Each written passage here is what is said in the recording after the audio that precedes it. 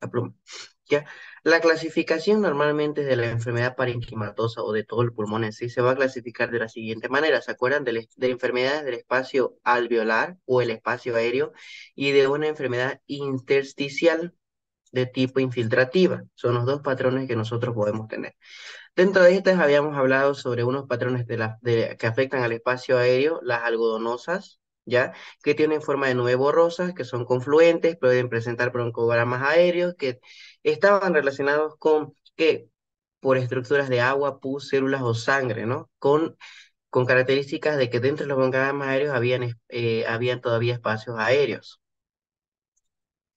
Ahora, ¿qué más se podía ver dentro de enfermedades del espacio aéreo? Algo muy importante, el signo de la silueta, ¿no? Ya que debido a a una consolidación, había una deformación de la estructura de las siluetas cardíacas. En enfermedades intersticiales, lo más común ahí es hallar los patrones. Nódulos, ¿no? De acuerdo a los tamaños, patrones asociados de tipo reticular o retículo nodular, ¿no? Son los más comunes. Y aquí les había mostrado en la anterior clase igual esos ejemplos, ¿no? De los patrones intersticial reticular y de los patrones de bordes algodonosos, no muy bien visibles. Ahora, ¿qué más podemos ver? El signo de la silueta, cuando les había mostrado que había una deformación de la silueta cardíaca debido a las consolidaciones a nivel iliares del pulmón. Así se pueden clasificar las enfermedades del espacio aéreo. Se pueden clasificar de formas agudas o de formas crónicas, ¿ya? De formas agudas, las más comunes, tenemos lo que son las neumonías, un edema alveolar pulmonar, hemorragias, aspiración o ahogamiento. Son las que se presentan normalmente de forma aguda. Las crónicas, carcinoma bronquialveolar, procesos neoplásicos, proteinosis alveolar, sarcoidosis y linfoma. ¿Ya? Las enfermedades intersticiales, lo mismo, pero esta vez tenemos un edema que afecta específicamente al intersticio pulmonar. Este era un edema alveolar pulmonar, ¿ya? Hay que saber clasificar entre qué es un intersticio y qué son los alvéolos. ¿Se acuerdan de acuerdo al dibujo que habíamos hecho? Intersticio era todo lo que seguía, lo que era la vía, los bronquios y bronquiolos terminales acompañados de sus vasos.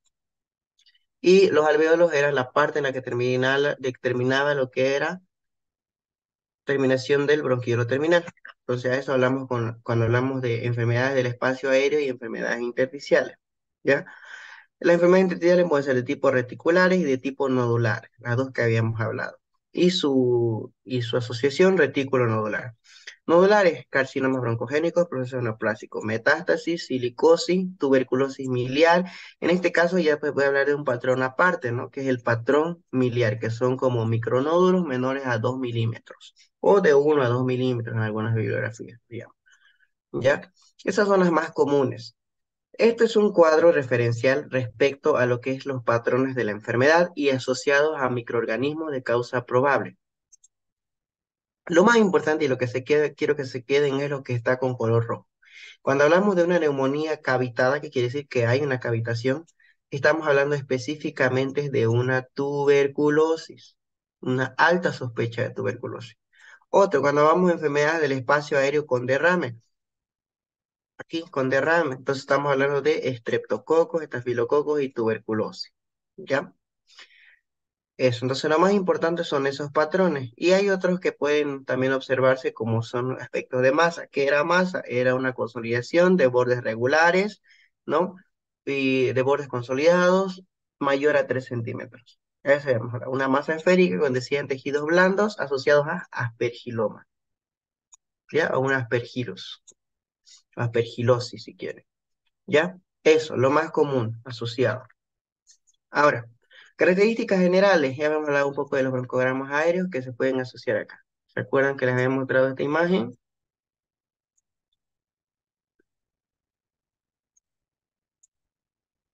Ya. Eso, este es un caso clínico de un paciente.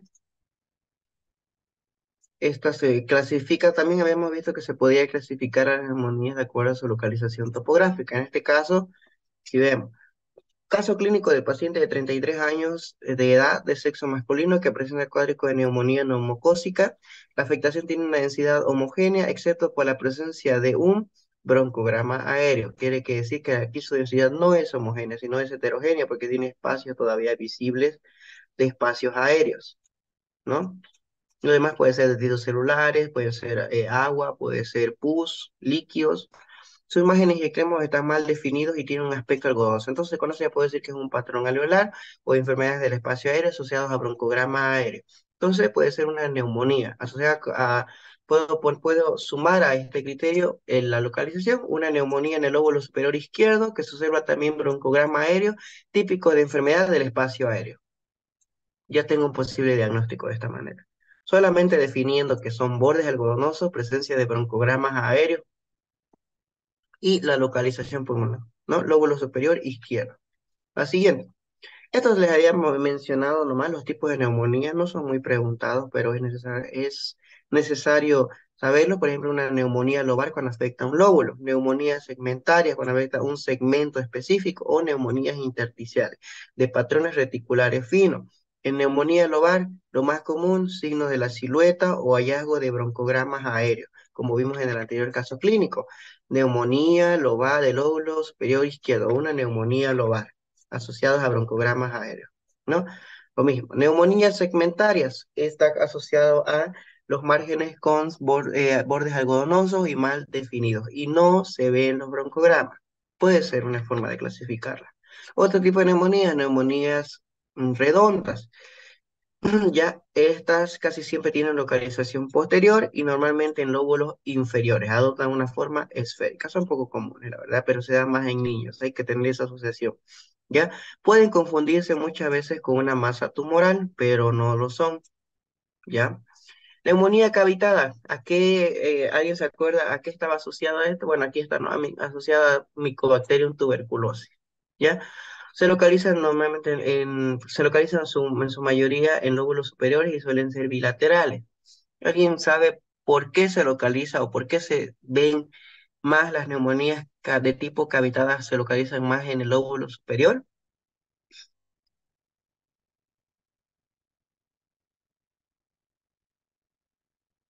A ver si están atentos.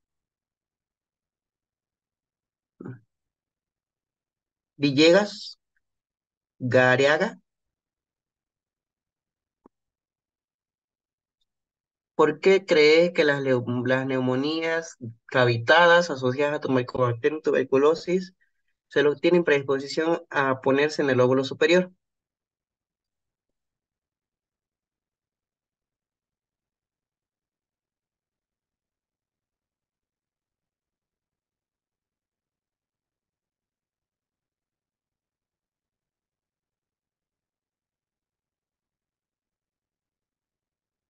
Ya, ya. Entonces, a ver, les explico esta partecita. Dentro de lo que es neumonía, vamos a ver, tengo un dibujo acá. Aquí. Dentro de este vamos a utilizar este dibujo, ¿ya? Dentro de lo que es tuberculosis, saben que existen dos tipos, ¿no es cierto? Dos tipos de presentación. Está la tuberculosis pulmonar primaria y la tuberculosis pulmonar secundaria, o pueden llamarla también de tipo infecciosa, ¿no? Estas, cuando es primaria, tienen una clínica muy poco notable, tienen una clínica bueno, unos patrones, perdón, radiológicos muy poco notables, solamente lo único que se puede notar son adenopatías biliares, ¿ya? Con ligeras condensaciones a niveles basal. Ahora, ¿cuál es la diferencia? En que dentro de una neumonía por reactivada o secundaria asociada a tuberculosis, tienen afectación, tienen predisposición por asentarse en los ápices. Entonces, aquí donde normalmente ¿cuál es la característica más común de estas neumonías por tuberculosis? Es la cavitación, es por eso que se les llama neumonías de tipo cavitadas y en su mayoría asociadas a lóbulos superiores porque aquí es donde se muestra el patrón radiológico característico de las cavitaciones. En neumonías por Mycobacterium tuberculosis secundarias, ¿ya? O por reincidentes también, pues. ¿Ya? Es aquí cuando después de su proceso de ver un complejo de Gauss a un complejo de Rank que no va a seguir su complejo, entonces va a llegar a formar todo lo que es la cavitación completa. A eso nos referimos. Por eso es que recién en los patrones radiológicos se ven cuando es una secundaria. ¿ya? En neumonías primarias a lo mucho se ve lo que son las adenopatías biliares, ¿ya? O las infiltraciones basales ligeras. Las cavitaciones se ven más en lóbulos superiores,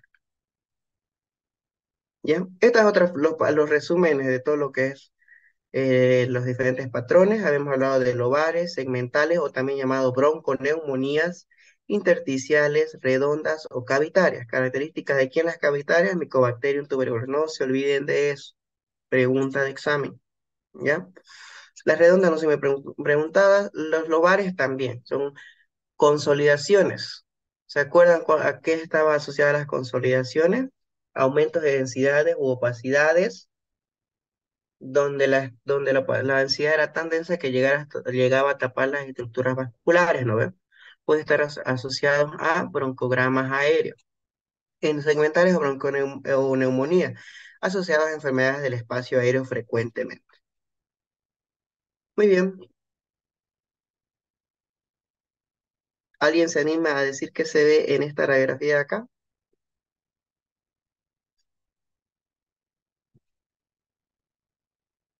para que practiquemos? Sé que esto se debería ver mejor en placas, pero como les comenté, tenemos ese problemita de que esta semana hay por motivos de la feria.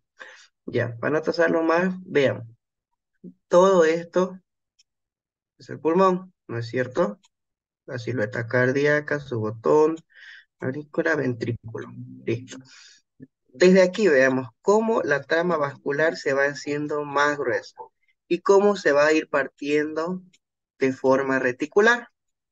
Entonces, con que me digan se puede observar una opacidad o un aumento de densidades de tipo intersticial de forma reticular, asociados o localizados a nivel iliar, suficiente en el examen. Lo mismo acá, ¿no?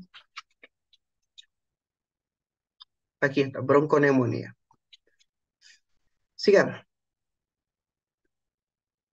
Vamos a asociar esta bastante, bueno, un poco aquí las neumonías cavitadas. Esta es una visión de una tomografía en las cuales se puede ver, estas son las cavitaciones, por si acaso. ¿Ya? Esto no se les pregunta en el examen, pero es para que tengan un mayor conocimiento. Las cavitaciones dentro, más mayormente asociados a Mycobacterium tuberculosis, ¿ya? Esta es una neumonía lobar con borramiento de la silueta, ¿ya? Y de la aorta ascendente, vean. Parece que era un velamiento casi del lóbulo superior derecho, ¿no es cierto? Este es del lóbulo medio, aquí con un ligero nivel, y así podemos ir nombrando de acuerdo a la localización. Ya no se olviden que cuando ustedes van a diagnosticar, localicen. Siempre digan al final la localización. Lóbulo superior, derecho. Lóbulo medio, aquí empezaría. La C es esta, lóbulo inferior, derecho. ¿Qué más? La D, lóbulo superior, izquierdo. Ya, esta resolución de neumonía la vamos a pasar. Ahora, seguimos con el siguiente parámetro que vamos a evaluar. Vean, esto es un nivel. Nivel hidro, ¿qué quiere decir hidro? Agua, ¿no es cierto? Todo esto es agua. Hidro aéreo, quiere decir que todo esto es aire. A esto llamamos niveles hidroaéreos, ¿ya? No se olviden, niveles hidroaéreos. A esto es un absceso pulmonar, ¿ya? ¿Cuál es la diferencia? Igual encontramos un nivel hidroaéreo, ya no se olviden, este es H de hidro y esto es A de aéreo. ¿Cuál es la diferencia? En que esta se encuentra delimitada y esta, cuando nosotros, por ejemplo, drenamos esto, ¿a qué evoluciona? A una cavitación. Vean, esta es una cavitación en sí, ¿ya? O sea, ¿qué quiere decir? Que podemos tener un nivel hidroaéreo cual puede borrar todo un lóbulo pulmonar, incluso puede velarse la parte inferior, ¿ya? O puede estar localizada dentro de una cavitación, nivel hidroaéreo. Si yo le saco esta pus, que normalmente es, llega a verse de esta manera, y esto ya es una cavitación. Entonces, otro criterio que deben saber mencionar, o otra característica, los niveles. Nivel hidroaéreo y este nivel hidroaéreo compatible con un absceso pulmonar. A esto llamamos absceso. Cuando la cavitación tiene líquido, absceso pulmonar. Si este líquido sale, ya no es absceso pulmonar, ya es una cavitación. Es una área de necrosis. ¿Ya? ¿Se entendió esta parte de lo que es niveles? ¿Alguien tiene alguna duda?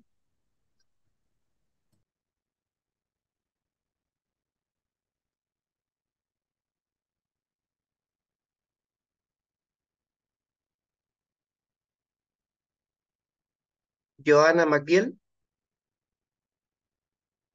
Sí, o sí. ¿se entendió? Sí. ¿Cuáles serían las principales características del nivel hidroaéreo? La característica principal es esta línea. Esta línea. Si usted localiza esta línea, la voy a borrar. Ay, no, pues.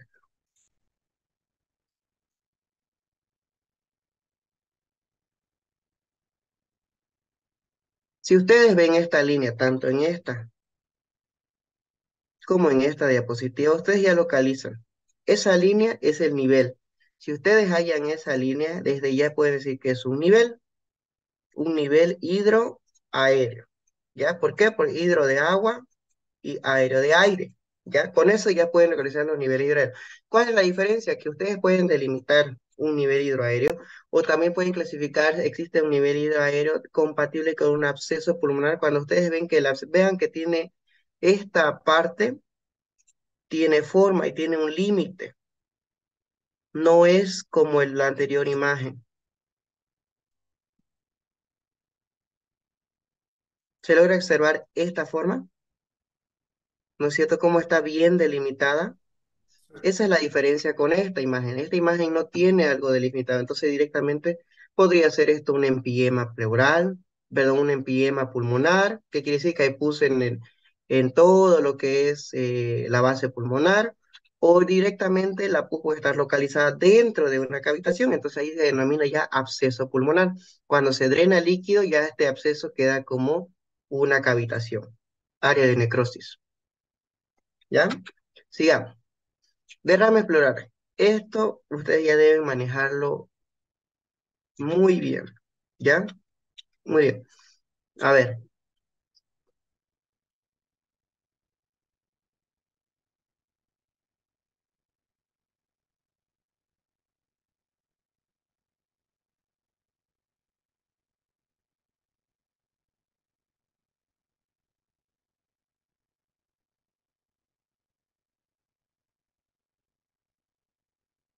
Lisette Delgadillo, Sí, Oxy. ¿cuáles son los criterios, los tres criterios de signo que se localizan, bueno, que se utilizan para llegar al diagnóstico de un derrame pleural? Mm, que en la parte de lo que es, ¿cómo se llama? Los senos diafragmáticos, creo que se llaman. Ya esta Esa partecita parte, ahí es que no la ¿qué se podemos llama observar. eso? Si no lo puedo observar, ¿cómo se denomina? Ay, no sabría decirle si me siento. Ya, vamos uno. Ya, otro. En- que hay una radiolucidez que, que, que ocupa casi todo el campo pulmonar. Ya podemos Ay, encontrar eso, ay. pero algo más específico. ¿Se acuerda o no? Bueno, No, no, sí. ya, no hay problema. Sigamos. ¿No es la Entonces, curva parabólica?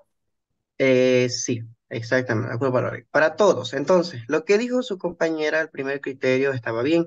Cuando nosotros tenemos dos tipos de senos, ¿ya? Tenemos el seno costo, hablamos de los vértebras costales, costo diafragmáticos, que son estos, ¿ya? Y los costos pericárdicos. Nos vamos a asociar, nos vamos a quedar con los costos diafragmáticos. Como ven, la forma debería terminar, si ustedes apoyan un lápiz, que el doctor Graza lo menciona mucho, ¿a qué me refiero? Voy a dibujar un lápiz acá.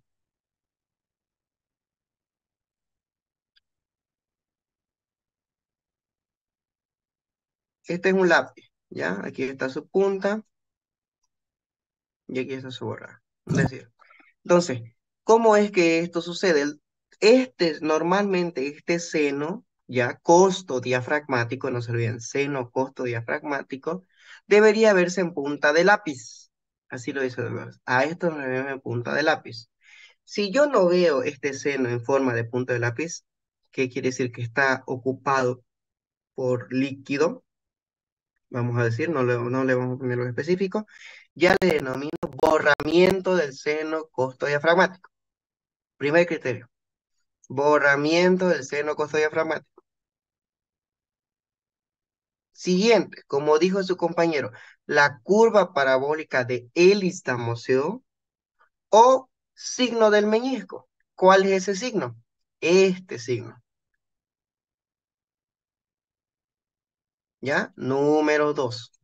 Entonces, no se olviden, si ustedes dicen criterios para un derrame pleural, borramiento del seno costodiafragmático, se logra visualizar lo que es la curva de hélice de Amosio o el signo del menisco, ¿ya? Y tercero, en este caso no se ve, quizás podría ser un derrame tipo atípico. Las estructuras mediastinales o la tráquea, ¿ya? Se van a lateralizar, no se olviden de esto, lateralizar. ¿Hacia dónde? Hacia el lado contralateral del derrame. ¿Ya? No deben diferenciar eso ya que existen en otras patologías, estructuras donde se lateralizan las estructuras mediastinales y la tráquea, pero hacia el lado ipsilateral. ¿Qué quiere decir ipsilateral? Quiere decir al mismo lado de la lesión. Contralateral, hacia el lado contrario de la lesión. Ahora, tres criterios. Eh, Luis Ordóñez, ¿cuáles son los tres criterios para un derrame pleural? Borramiento del seno costodiafragmático, curva parabólica de Damaso y desviación del mediastino al lado contralateral. Eso. Con esas tres les aseguro que es pregunta de examen. ¿Ya? No se olviden de eso.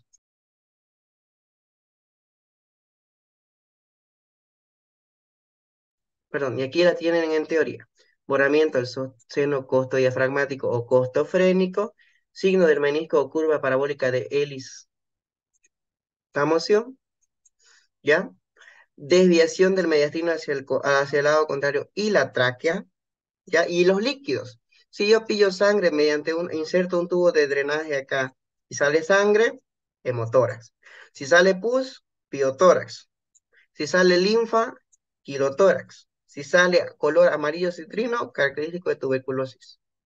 ¿Ya? No se olviden de esto. Esto igual es pregunta de examen. ¿Ya? Muy importante esto.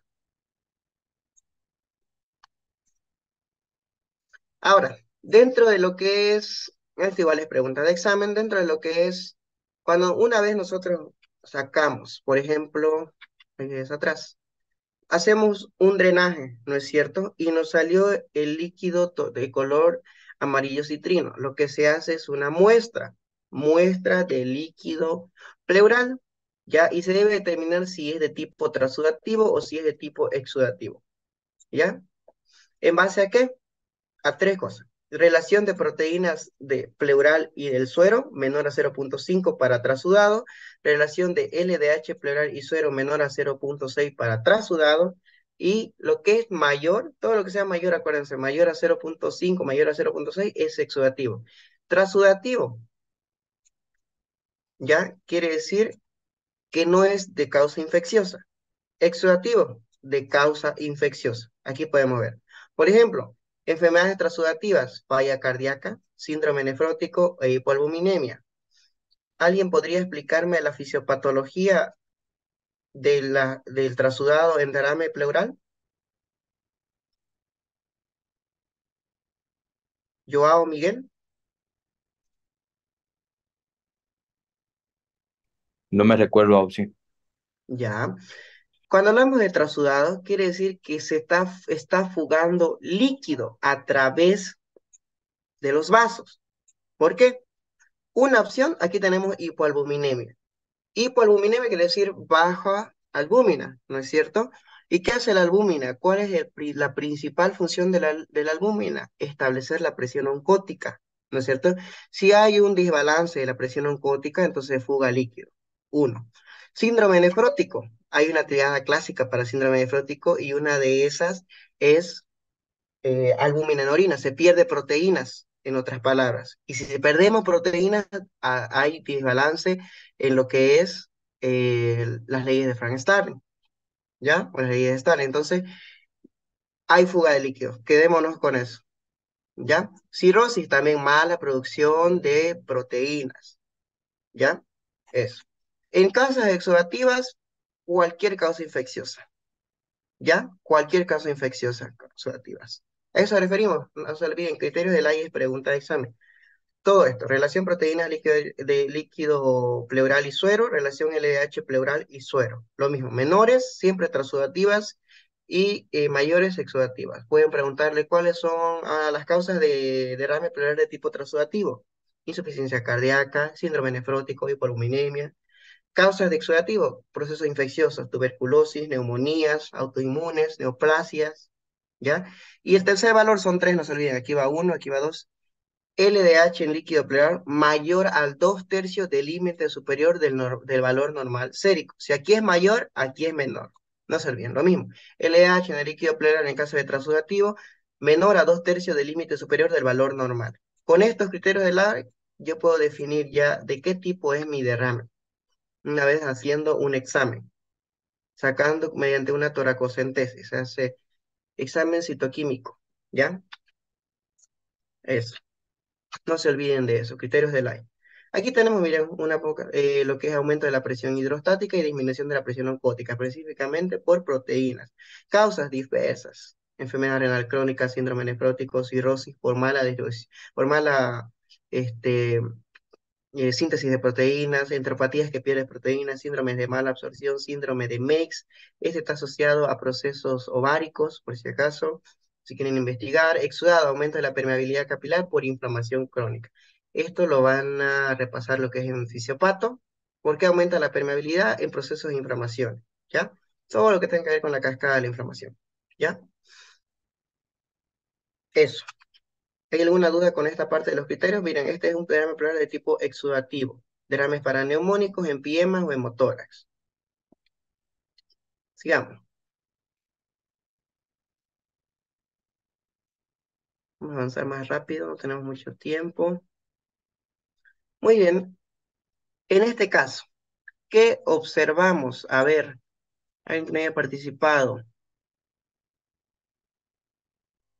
Diana Suárez, Aquí, Oxy. a ver, ¿qué observamos en esta primera placa? Esta es una placa que hay allá en laboratorio, la que está con azul. Yo le voy a ir apuntando y usted me dice qué es. Ok. Eh, Mm, Eso, ¿qué es? llegaría a ser una cavitación. No, Una más. esto es el signo del menisco. Ah, Seguimos en derrame, ¿ya? perdón. Puede dibujarse de esa manera, no hay problema. Estamos aquí para aprender. Acuérdense de esto. Puede dibujarse de esta manera, ¿ya? Cuando veamos cavitación, la diferencia es que los bordes vean cómo son, ¿ya? Son de esta forma porque son ya tejido necrótico, a diferencia de que cuando hay un nivel hidroaéreo, cuando ya es un absceso, ¿ya? Esa es la diferencia. Ahora veamos la cavitación llega a cerrar completamente el círculo. En cambio, la curva de Ellis-Damoiseau se se grafica de esta manera. Ese es un criterio. Ya.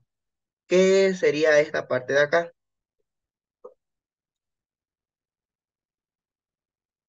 Diana. Borramiento del ángulo costodiafragmático. Muy bien. Borramiento del seno costodiafragmático, costofrénico. Y esto, Una lateralización de la tráquea hacia el lado contralateral. eso, lateralización de ataque cerebral. ¿Listo? con eso tenemos lo que es de diagnósticos de un derrame. Lo mismo acá, curva parabólica, borramiento del seno cosodiafragmático y desviación de la tráquea hacia el lado contralateral. ¿Ya? Ahora, vamos a hablar un poquito de neumotórax. Si decimos neumo, quiere decir aire, ¿no es cierto? Tórax, hablamos del tórax. Ahora, esto es un neumotórax.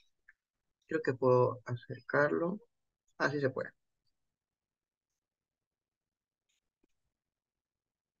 Pero no puedo dibujar. Yo creo que así nomás. Ya. ¿Qué quiere decir neumotórax? Quiere decir que el pulmón, ya sigan este dibujito de acá, está dentro de la caja torácica, ¿no es cierto? Ahora, dentro del pulmón y al momento de expandirse, siempre participan lo que son las presiones de la pleura y presiones del pulmón, ¿no? Entonces, al momento de que cuando yo puede ser de causa traumática, los neumotoras pueden ser de causa, pueden ser de causas espontáneas, pueden ser traumáticas, las más comunes, pueden ser iatrogénicas, pueden ser también de tipo hipertensivas cuando se complican, ¿ya? Quedémonos con la más común que son las traumáticas. Las traumáticas pueden ser de tipo iatrogénica. Entonces, se daña esta parte del pulmón, ¿no? O de la caja torácica y va a entrar aire de afuera. Quiere decir que va a haber más presión positiva aquí adentro. Entonces, el pulmón, ¿qué va a pasar? Se va a empezar, no va a poder expandirse de buena manera. Entonces, se va a empezar a hacer más chico. Y mientras más aire ingresa por acá, más pequeño va a quedar hasta que el pulmón queda pequeño. Lo mismo pasa en esta radiografía de acá. ¿Ven esta línea de acá? ¿Se ve, chicos? Sí, se ve. Esa es la línea del neumotórax, o en otras palabras, es el tórax que no se está pudiendo expandir correctamente, porque en esta región, ya en esta región hay aire. Lo mismo que pasó acá, está pasando aquí. Lo borro otra vez para que lo puedan ver. Vean, ¿se ve la línea esa, chicos? Sí, se nota. Yes. Entonces, Sí. esa es la línea del neumotórax. No se olviden, línea del neumotórax. ¿Ya? Ahora lo